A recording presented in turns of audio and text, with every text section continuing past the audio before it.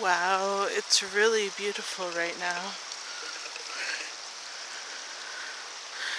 This is a temperate rainforest in which we live, and I always think about that because a formative part of my life was spent in a rainforest in Costa Rica, and now this rainforest in Virginia and Tennessee is just equally beautiful to me. Right, Brazen? So, I'm thinking about how anything is possible, and I'm thinking about a way to link believing in the past with belief in the present and the future, and what to do about that. And I'm thinking that what to do about that is I have so many poems that I wrote, but now I write some poetry, but I really am looking for a different format. And what I'm hoping is to make some YouTube videos and kind of turn my poetry into YouTube videos in addition to other types of YouTube videos.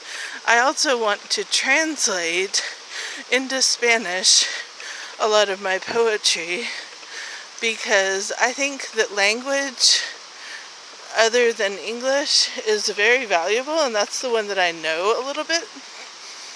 And I think it not only will help me learn better Spanish by translating my poetry, I think that it makes my poetry more accessible to other people if I put it on the World Wide Web on YouTube that way. Gosh, that's so neat. These wet weather springs that just crop up when it gets this wet. And then look at that. I don't know if you really can see how beautiful that is. It's just amazing. I've swum there. It's so loud, this water. So